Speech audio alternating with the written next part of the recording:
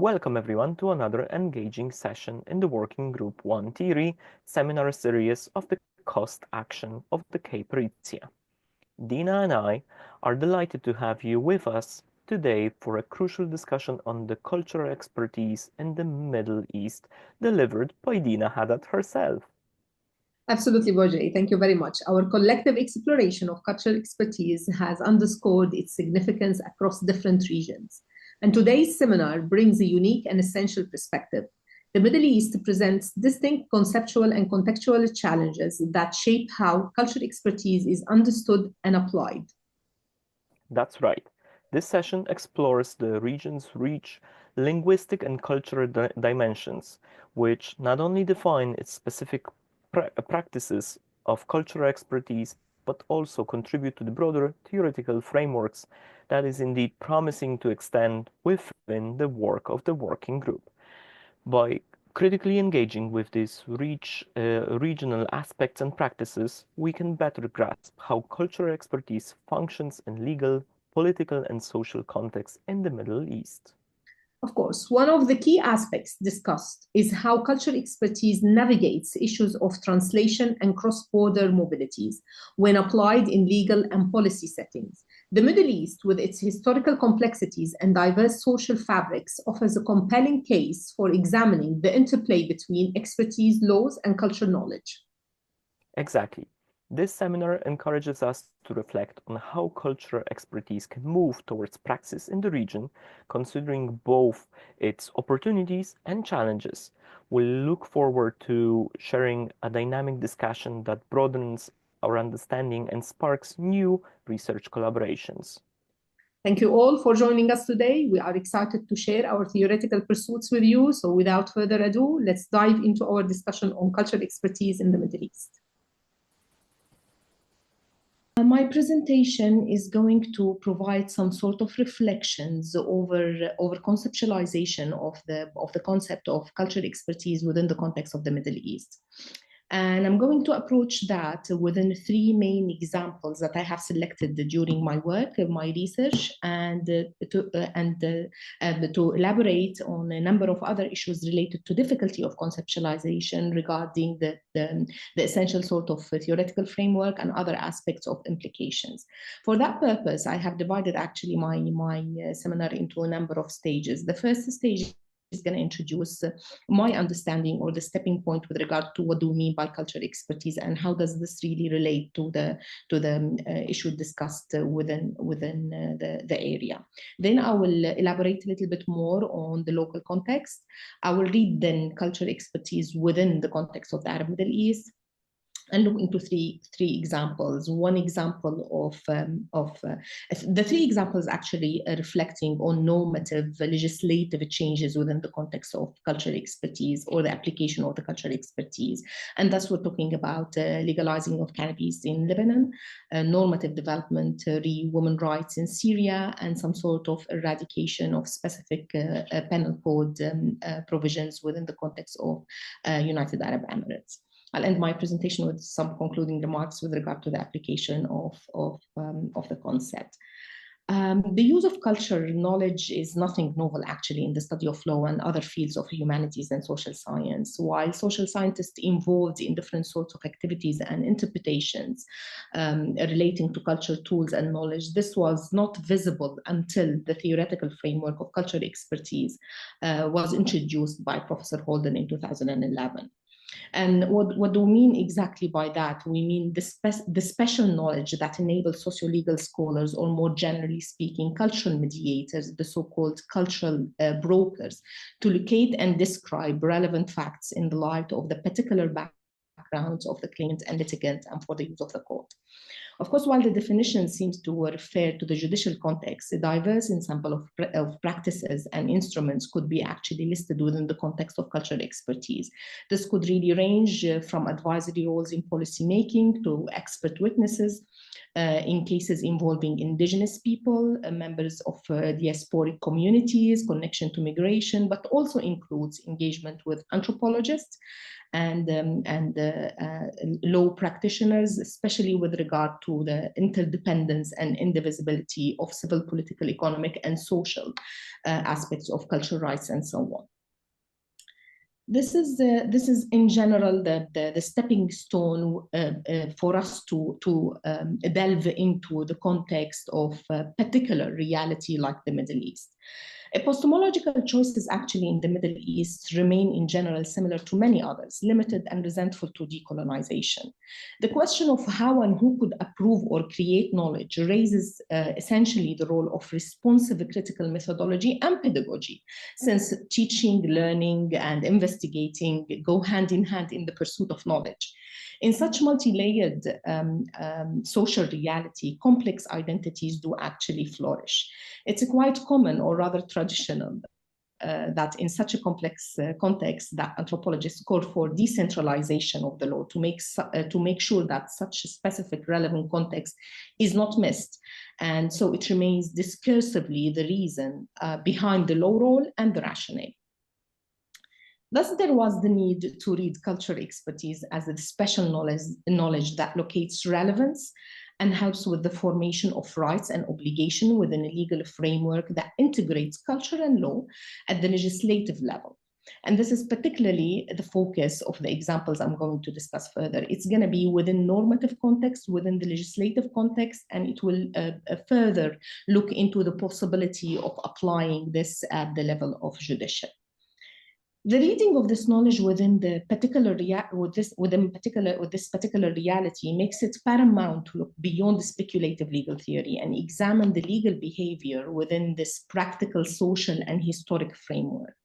It's essential, however, while constructing the legal meaning, significance, or what we could call the truth, within its social process, to differentiate between cultural expertise as the tool to integrate law and culture defense. Although the latter is more commonly perceived when addressing culture and social practices and rationalities in the area, cultural expertise, however, is focusing on aspects of choices of law in normative development rather than seeking cultural justification. So there is no here attempt to seek any sort of cultural justification for application of laws. This is really an essential sort of disclaimer in the work, I suppose. Historically, the Arab world is often characterized as highly heterogeneous because it represents a diversity that encompasses a complex system of vertical loyalty and communal differentiation, ethnic, linguistic, sectarian, tribal, local, regional, and the like. While Islam, for example, is often assumed to be a major factor in the unity of the Arab culture, there are deep differences in the way it is understood and practiced in different parts of this area. The legacy, however, of the rule of law in the region has been perceived as legitimizing a structure characterized by sustained inequalities. The first post-colonial secular states actually were keen on homogeneous national identity. As such, this homogeneous rhetoric or orientation were translated into most constitutions of the Middle East post-colonial states. Against the backdrop of this shared reality across the region, I mean the complexity with the rule of law, both the history of colonization with its tendency to create nations that are forcefully brushed with one color and the consequent socio-legal aspects within which contemporary legal institutions, the legislative and the judicial, make it essential to articulate the need for cultural expertise in terms of availability, representation, and adjustment to each distinct nation within the area. So despite the fact that we refer to the area as a one sort of locality, reality is sublocalities, fluctuates in terms of applications, different sort of legal systems, and different sort of tendencies in terms of applications. The long-standing issue of unrealized rule of law affords substantial value to the role and impact of cultural expertise in realizing the legitimacy of available legal framework. While the practice remains invisible and less acknowledged, While this specific practice of the cultural expertise remains invisible and less acknowledged in courts due to its rigid and formalistic approach to expert witnesses, for example, in cultural issues, normative and legislative developments throughout the region do actually reveal a richer terrain of engagement with different representations of cultural expertise. These representations repeatedly call for the need to gain and use culture information that in turn can have an undeniable impact on the greater need for cultural expertise. Thus, the cases selected in my examples come from 3 different countries in the area: Lebanon, Syria, and the United Arab Emirates. While Syria and Lebanon, for example, share or have both been affected by constant conflict and economic fragility, the UAE is considered one of the richest countries in the region. The diversity of political and economic conditions has informed actually the need to conceptualize cultural expertise and identify experts in practices that are historically and culturally connected while sharing similar challenges to the rule of law and the state fragility. So we keep these challenges in mind, which are the triggers and the call for conceptualization of the cultural expertise. I'll start with my cases. The first case is talking about a specific sort of legal development took place in 2020, and that was the legalization of the cannabis cultivation in Lebanon. Of course, here we are talking about something very specific, and this reality reflects on a specific area within Lebanon in which the social fabric was extremely dependent on cultivating the cannabis, and for this specific reason, there was a lot of consequent involvement with the government due to the fact that it was completely delegalized and there was no acceptance to this sort of practice. However, the extent to which this sort of practice was really enshrined within this area made it even more taxing on the government to be able to follow in terms of criminalization of this practice. And due also additionally to the fact that the government was incapable in such a dire economic reality to provide any sort of alternatives. The compromise was really set several times in attempts before to legalize this sort of practice until it was really completely successful in April 2022. The draft, I suppose, was really submitted in February 2022 and approved on the 1st of April 2022. This made a huge sort of breakout of media reactions and so on due to the moral argument towards cultivation of cannabis. However, the argument of the social need and the dependency of farmers at the time made it almost impossible for the government to be able to step out of this reality without being in a shadow reality that would never really deny the de facto dependency of the people in this context. I think this case has important sort of implication in terms of the relevance of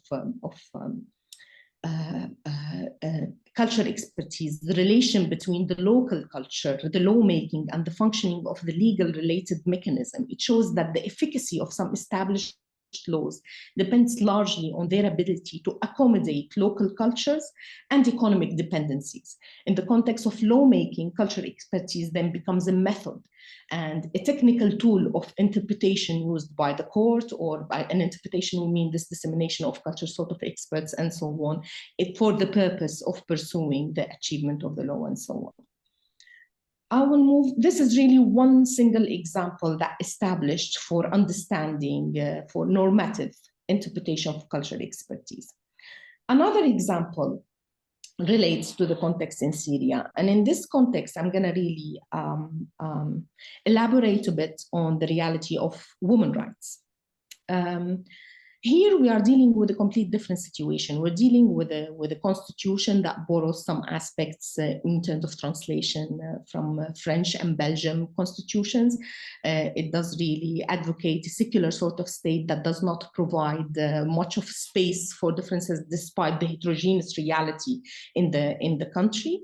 And then we are talking also about a constitution that provides some sort of equality amongst all citizens, however, completely blind to the rights or to the overtly explicit rights of women, although there is no specific sort of legislation to spell out the fact that women are completely equal and so on. However, this is somehow the general sort of stand of the government. Major voids remain, despite this declared position of the state. Major voids remain in the context of application with regard to women's rights in relation to law of nationality, family law, labor law, and indemnity, and so on. The cases I'm dealing with as examples to configuring the relevance of cultural expertise in that context go into two parts. One part relates to some sort of aborted draft for the family law in Syria, and the other one relates actually to the continuous ongoing changes with regard to rights and law normative development after the start of the conflict in 2011.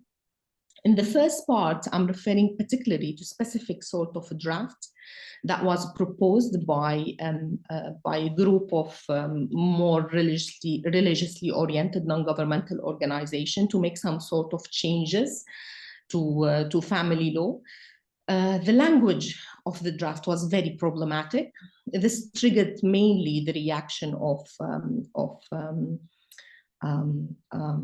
women activists. So in 2009, this draft was proposed containing clear influence from conservative religious sort of a group and non-governmental institution. The draft had legal implications on matters that have dominated women groups in terms of curtailing women's rights, limiting their ability to seek further rights in marriage and inheritance and financial rights upon divorce. The language in the draft was unconventional since it used some sort of degrading terms for women as being subject to men's desires and other sort of elements of language that are not particularly even classic in the use of common language day to day. The draft was published to consult different social segments and seek opinion from non-governmental institutions. This by itself was under debate because this is not particularly usual practice. So this is something to take into account once discussing actually the process of making this law. However, women's rights activists were the first to be alerted and argued that the choice of language for legal purpose and the frame of rights cannot disregard changing historical and cultural context. Campaigns opposed the draft, argued for the obligation to frame the legal language of women's rights within contemporary context. This was motivated by the fear that courts would abide by the male legal formalists and formalism within which is completely discrimination against women. So that the idea is not particularly the language itself or standing on the language of law. The main issue is actually the application, because once we come to apply this language within the courts which are specialized with the family law, we're going to have the difficulty of interpreting this language, which doesn't even exist in the contemporary context of the social fabric. So ultimately, this draft was really aborted and did not really succeed in making any sort of changes due to the pressure the woman really put under this particular matter.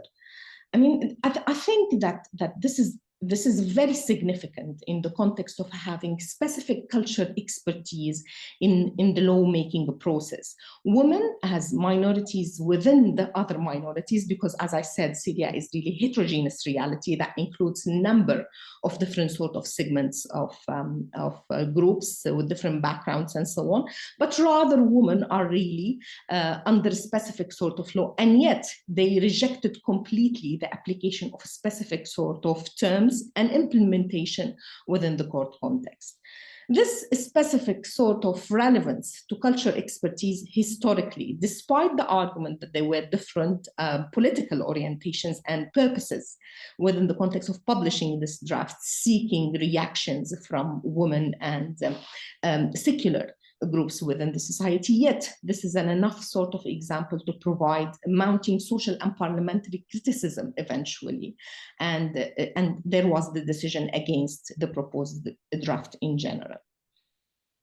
The other aspect, which I think is very also important in the reading of cultural expertise in the context of Syria, is the ongoing changes after 2011. So despite the fact that we are living in a conflict sort of a reality, and there is this sort of dire economic situation, yet the government maintained specific sort of line in changing and developing all sorts of rules related to women's rights in the context of the law applied within the country. And of course, here there is absolutely no claim to say that Syrian women are only the women under the government sort of control. No, here this is only an analysis for this specific context, because I'm talking about this governmental sort of application.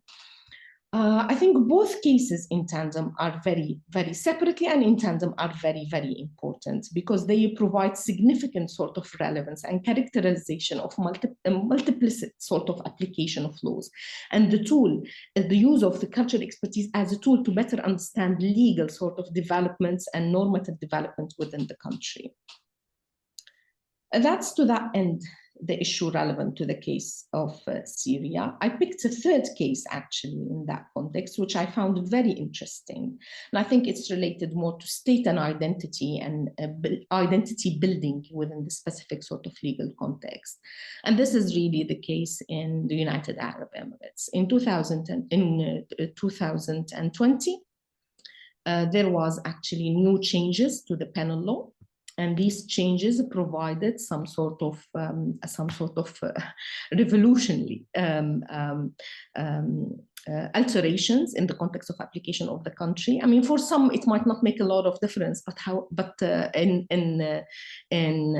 in a reality where women are seeking a different sort of recognition for their own rights, that was very, very essential. So there was the eradication, the abolishing of the honor killing, femicide. I mean, we are talking about a specific sort of conservative community within which the application is very much driven by tribal and communal sort of understanding, despite the big number of expats and a multicultural sort of context that brings both together, yet there is some form of separation. And there was an understanding that conservative sort of lines need to be kept in that context. However, the law came to bring a big sort of change with the alteration of the application. And this, of course, I mean, you need to understand that a lot of similar cases might not even reach to the court when we are talking about femicide or honor killing. But yet the fact that it's not criminalized means the change of the set of evidence that could be used actually within the court. And this is a very essential element when we talk about applications and development of normative issues, in addition to tools within the judiciary and so on. I mean, there were some other also changes with regard to cohabitation and no need for having an official marriage and so on within the country. And that's particularly for establishing the country as a tourist destination and so on. And that's with regard to the federal law application. I think this is also an extremely important aspect, the standing example, how specific sort of cultural reality could really call the lawmaker to consider different sort of cultural application. And this is also a standing example to the relation between the society and the law of the society. Which one changes the other? Do we really, in socio-legal context, does the society changes the law or the law changes the society? Here we're talking about the law coming from specific sort of top place to apply in a way that could really bring differences in the understanding of the society. To what extent we are talking about two different societies here, the expats and the locals, and how could this really be separated? This is a question that could be actually under discussion and under further discussion. These were the three examples within which I tried to conceptualize the application of the cultural expertise in general, and I think if we look for communalities, one of the main starting points when we talk about the area is the unrealized rule of law. This is really a long-standing issue that brings all of these states together. And to what extent culture sort of changes could really bring different sort of legitimacy in the application of laws and understanding of rights, cultural rights in general sense. While, for example, the practice of cultural expertise remains invisible in the context of the Middle East, and the specific sort of formal system, I mean, what sort of legal system we're dealing with is a very important question, I suppose. And the fact that we are dealing with a very formalistic sort of system that does not accommodate this margin for expertise in general makes it harder to bring this to the court. However, this is really still a very persisting sort of matter, especially when we realize how much we could really read within the context of historical and cultural development of laws themselves, and how do they really have their own standing point in the context of making a just society that seeks always a transformation to reach to a better out of conflict or in a conflict resolution context.